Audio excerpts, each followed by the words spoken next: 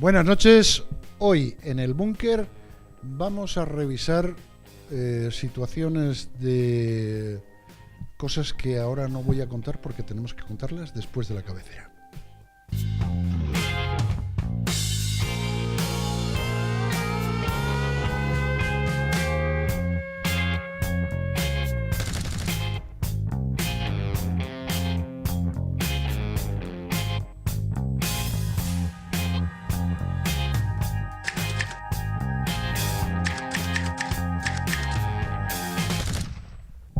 Bueno, pues hoy tenemos a Sergio Valdés y Manuela Fernández Álvarez de AJUVE.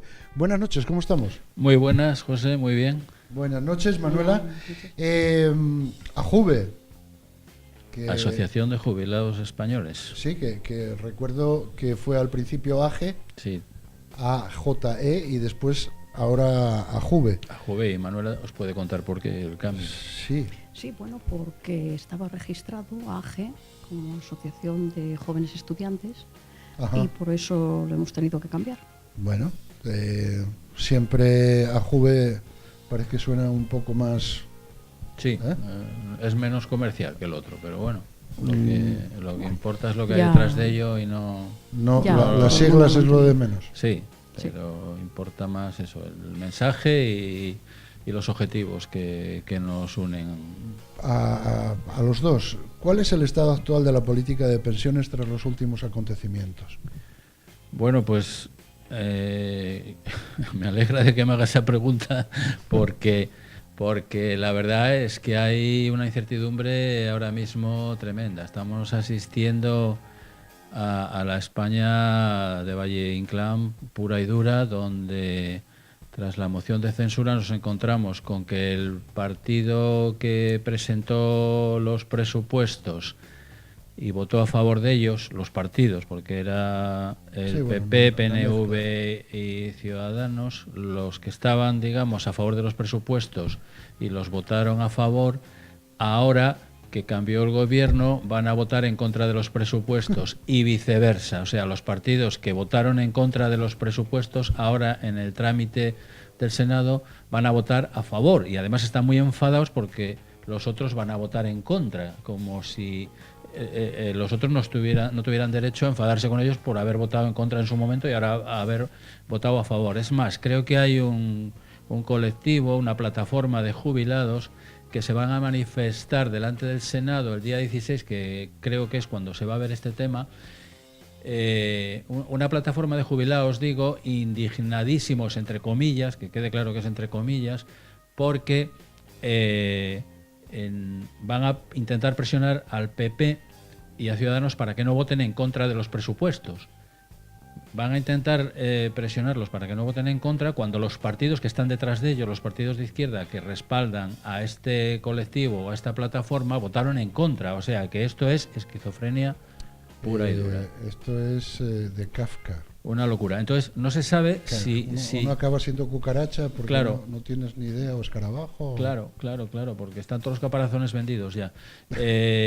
Lo que está pasando es que ahora lo que se había conseguido por parte de los jubilados con la negociación con el PNV de esa subida salarial que compensara la subida del IPC, todo eso ahora mismo está en el aire. Entonces, mientras no haya presupuestos, de todo lo que se habló, no hay nada.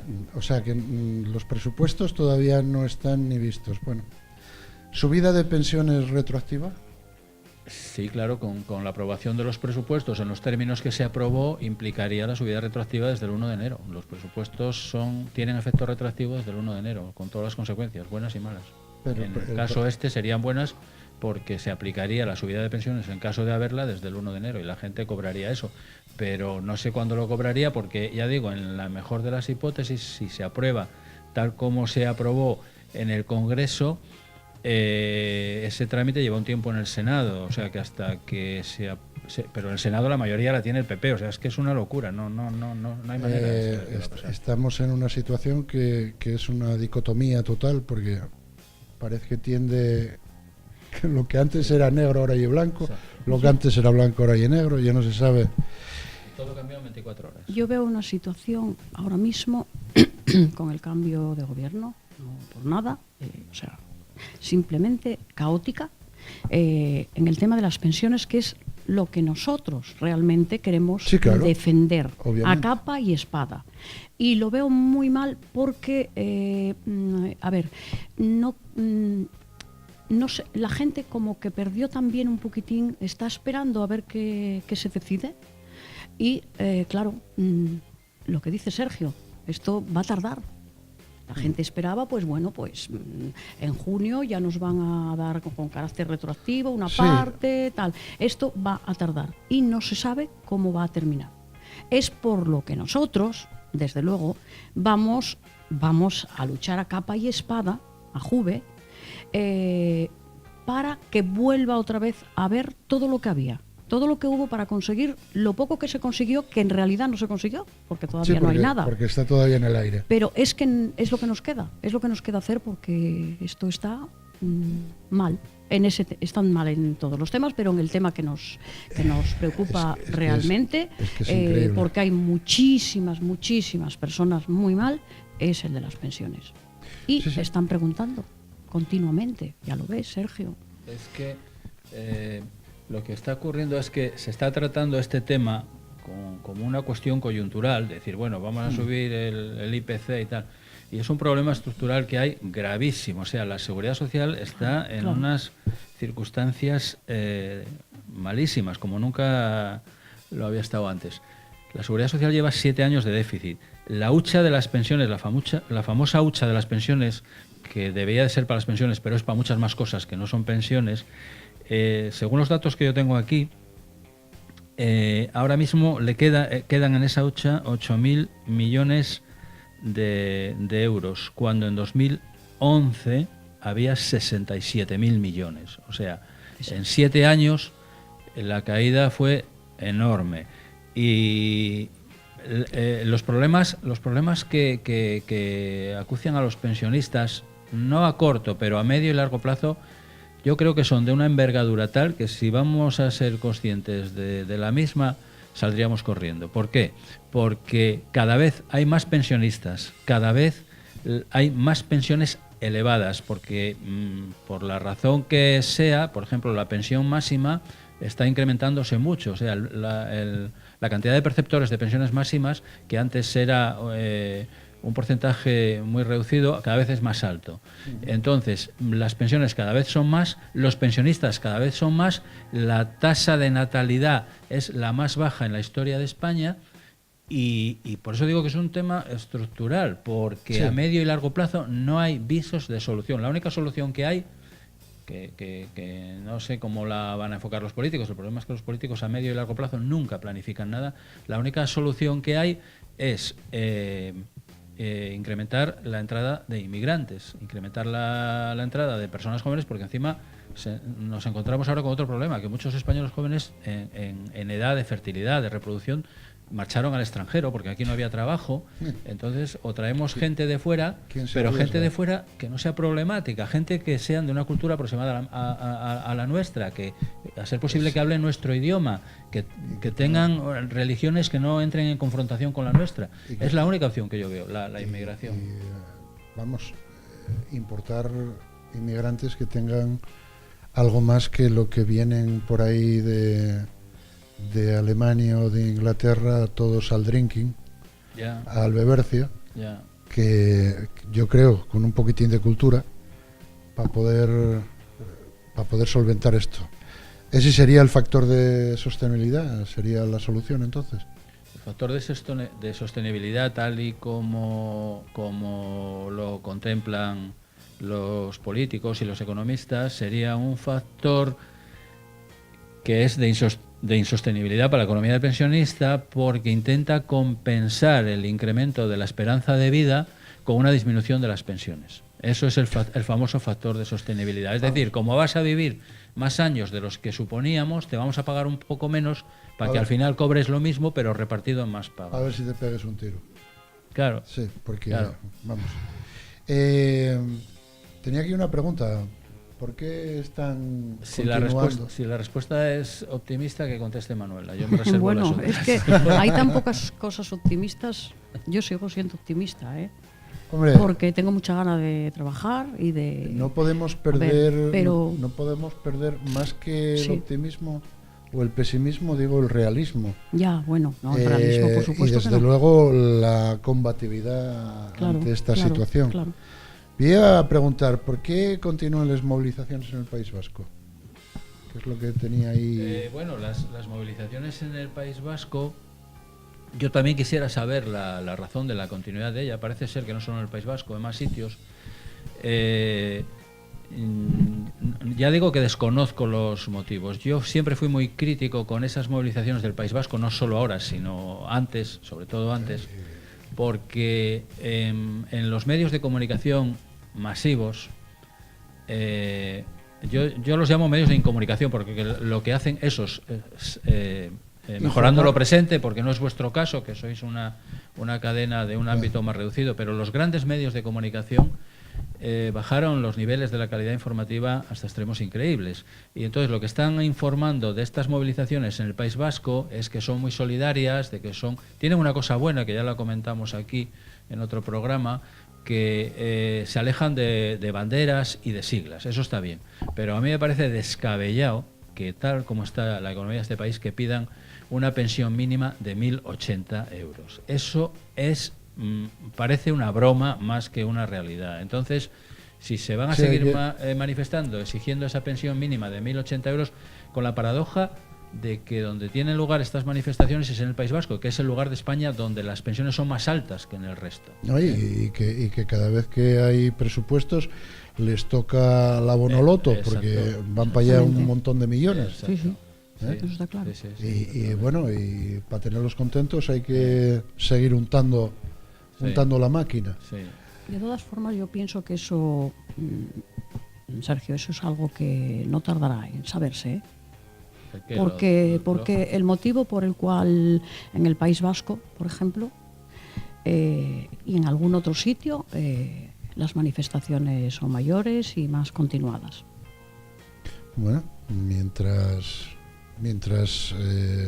no se sepa, vamos a dejarlo en el aire. Claro, por eso. Tenía también, ¿puede una viuda o un pensionista trabajar sin perder su pensión?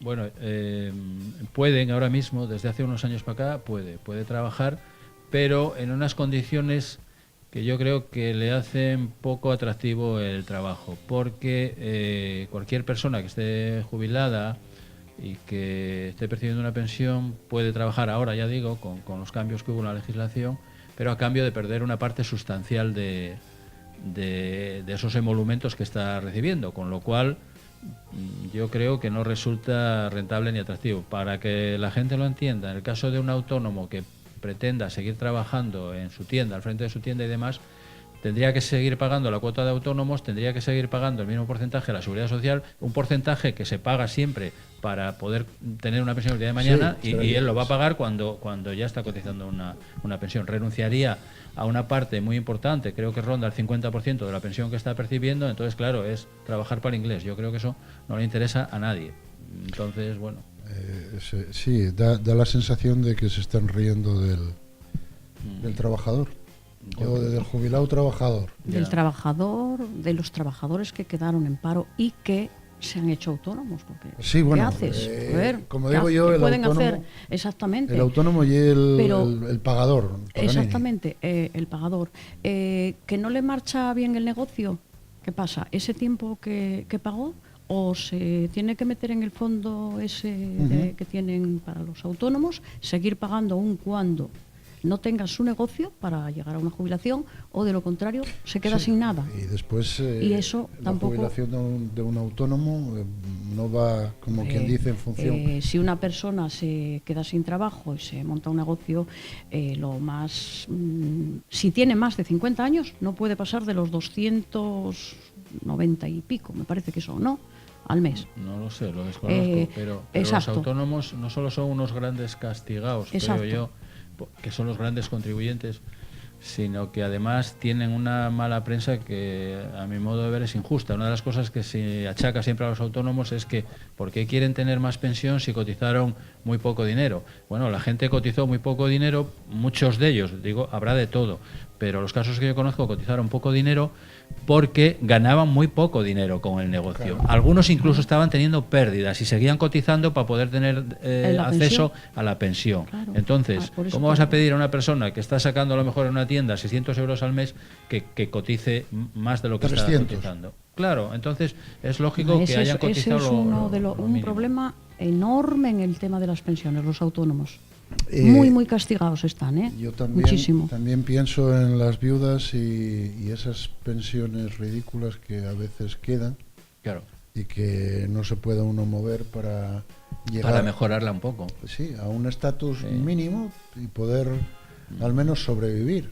Sí, yo no entiendo por qué no se puede, por ejemplo, legislar que una viuda, una señora que esté cobrando una pensión de 400 que bastante euros, desgracia está. Bastante desgracia está trabajando en negro porque no puede hacerlo de otra manera, y por qué no puede, sin que le toquen los 400 euros de miseria que está cobrando, por qué no puede volver a trabajar en las mismas condiciones que otro trabajador cualquiera, ganando el salario estipulado en los convenios sectoriales. ¿Por qué no puede trabajar en una empresa de limpieza ganando lo mismo que otra compañera sin renunciar a esos 400 euros, que si los está cobrando es porque en su día se cotizó por ellos? ¿Por qué le tienen que quitar 200 euros para que luego pueda ganar 600 limpiando? Cuando hay ese desequilibrio económico, uno piensa en el dinero que marchó por Jordi Puyol, por los Eres de Andalucía, por Iñaki Urdangarín, por la Gürtel, por tantos,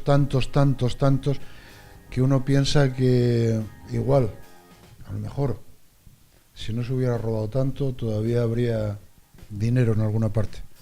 Pero bueno, otra pregunta que tengo ahí es ¿cómo se puede paliar la pérdida de población activa para mantener las pensiones? ¿Con más impuestos? Yo me temo que es lo que van a hacer. Me temo que es lo que van a hacer, y visto lo visto después de la última moción de censura, yo creo que la subida de impuestos va a ser sustancial.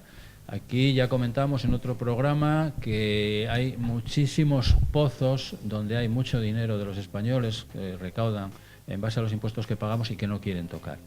Subvenciones de todo tipo, empresas públicas que son deficitarias y que solo sirven para colocar a los parientes y a los amigos, subvenciones a partidos políticos, subvenciones a sindicatos, a fundaciones, todo eso es un pozo negro que absorbe todo lo que se le eche y más. Entonces, claro, de ahí es donde hay que detraer el dinero que falta para otras necesidades.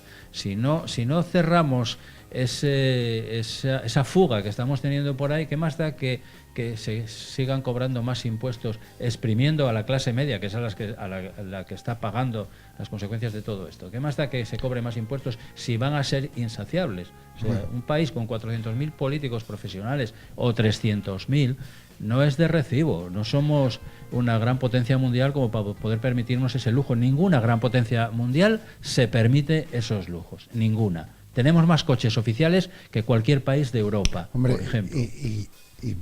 Permíteme, yo hay una cosa que no entiendo, como es que haya trabajadores que perciben una pensión de risa y por el simple hecho, y digo simple, de haber conseguido llegar a ser, por ejemplo, ministro o presidente del gobierno, tener una pensión de por vida, fastuosa, ¿no? Sí. Entonces, yo creo que se nos está yendo el dinero por esas zonas, ¿no? O sea, tenemos demasiados políticos y estamos dando mucho dinero a los que ya no están ni en la política, con puertas abiertas a otros lugares como puede ser pues empresas eléctricas, etcétera.